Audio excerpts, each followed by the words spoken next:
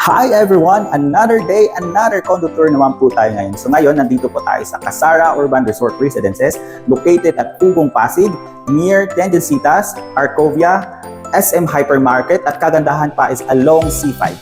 So ngayon, papakita ko sa inyo ang actual unit ng 2 bedrooms with balcony, 58 square meters. So let's go. Come in. So the unit natin is 14Y. So let's come in and dito makikita nyo, this is your living room. Sobrang spacious ha. Then yung ceiling natin, floor to ceiling. So napakaganda at napakalaki ang wide ng window natin. So on this side, dito yung kitchen area. So may upper and lower cabinets na rin. May grease trap na yan dyan sa loob. May nakaabang na rin for the range hood and also yung countertop natin nakagranite na. May stainless sink na rin po siya. Provision for the refrigerator.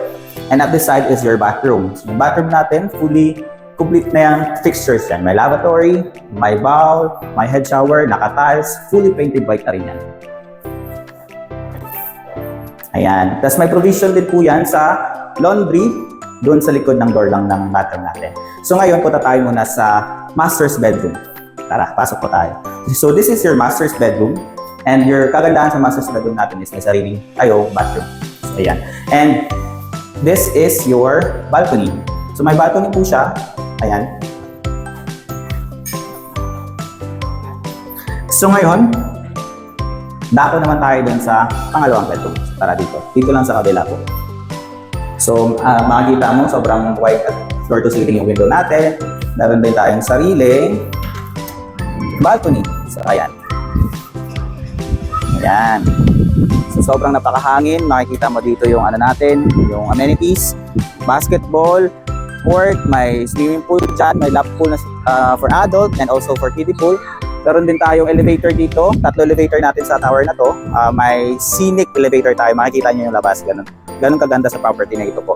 So, ngayon, pet friendly po ang property na to and lifetime ownership. Meron din tayong garden level sa 7th floor. So if you do have any questions or kung gusto nyo mag-viewing ng unit dito, please do not hesitate to message me. I'll give you all the information you need, computations, and mga available units natin. And also, just to let you know that our property is also good for rental business, Airbnb. So kung ikaw man ay OFW or mga foreign investors, allowed po mag-invest sa property na to. So ngayon, if you have, again, any questions, I will put my contact information below and you can message me anytime. Bye-bye!